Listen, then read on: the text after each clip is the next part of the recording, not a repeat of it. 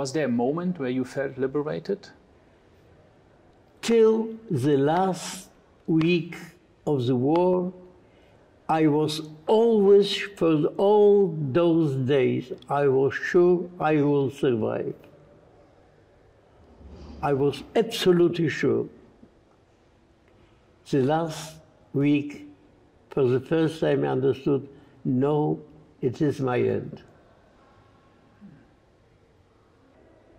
Where were you liberated? In Theresienstadt, in Theresienstadt, because the second, my death march, which was the evacuation, was from Buchenwald to the east, which was not yet occupied either by Americans or by British or by Soviets, and this was the last part of Czechoslovakia, of Czechia. Did it feel like a liberation when you were liberated? Listen, in matter of fact, the last week before being liberated, it was already peace. It was already calm, because we were in Theresienstadt just even in relatively good conditions. Just there were even beds. We got some food, but it was a time when I was totally, my body was totally dismantled, full diarrhea. Whatever I got, even if I got something to eat, I vomited it immediately. I couldn't take it. The body couldn't stand it up. So it was, in matter of fact, my agony. I was without any piece of meat, because it was because of the scarwood, how we called it. Everything open. Here it was not a total. And then came what came, which I call it was to be my misericordia step.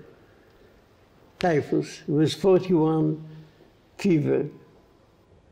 It had to kill me, and it saved me, because I survived it, and it killed all my other diseases, bringing new, but nevertheless, it was what saved my life. But when you say you had food, means you had food in comparison to the 6 days where you didn't have any food. I mean, it's not that they gave you some. They didn't want you to survive at the end in Theresienstadt. No, listen, because in Theresienstadt already they had some food, because all the time the last death march was no food at all, yeah. Only grass, only leaves, because it was April, nothing. One day we digged up some raw potatoes at a field of a farmer who gave us a beating. And I can understand him. Imagine an old German peasant in the Sudetenland who didn't know that he will be pushed out and kicked out and from those area, and he believed that it was his only food he would have for his sons, for his grandchildren, and those lousy Jews come and dig out his potatoes. I can understand it. How relevant will be the Shoah for future generations? I have no answer for it. I can only, as a historian, ask a question: how relevant would be for Germany the year 1848 in Frankfurt, which was very important, or how much relevant would be the First World War, or how would be the French Revolution, which changed the minds of the European minds.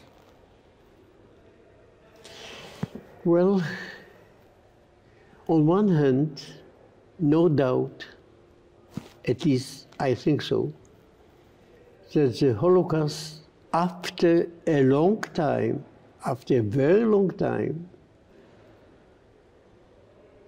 after 3 decades or 4 decades, it was realized in Europe that it is also a change in European way of thinking. For how long, I don't know. But it is, no doubt. Look at all kinds of art in Europe: literature, fine arts. The impact of Holocaust is still present. Now, how it would be in the mentality, in the way of thinking of young generations.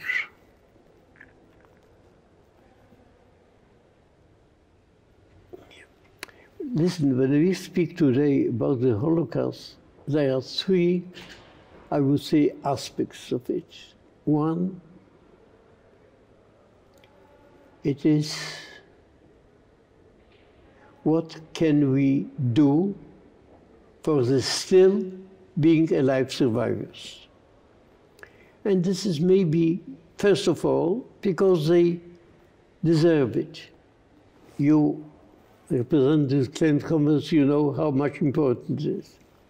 Second, it is the memory of those who were killed, who died, or who were killed, who were murdered. And the third, and maybe this is the most important, maybe, I'm sure this is the most important, to understand the circumstances, how it could happen. This is what I was asked in '64 and '65 in Selma, in Mississippi, in Alabama, in Louisiana, in the Deep South.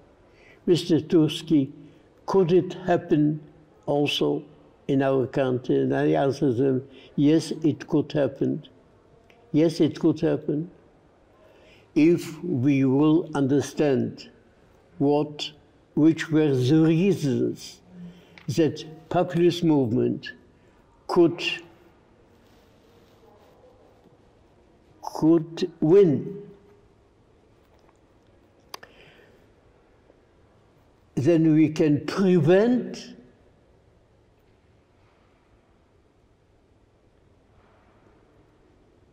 the fate of our children, of our grandchildren.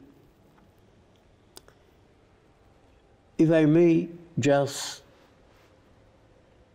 conclude, there is one of the camps which was both, like Auschwitz, a concentration camp and a extermination camp, Majdanek. Here were one day shot down. It took two nights, and they 18,000 Jews were shot down, and the ashes of them, and the ashes of those who were gas in the crematoriums, in the gas chamber in the crematoriums of Majdanek, gathered together in a great bowl with ashes, and the inscription says, "Let our fate not be your fate." So if the younger generation would understand what did that the fate of my family was as it was, maybe they could prevent and avoid the same fate. Marian Turski, thank you very, very much.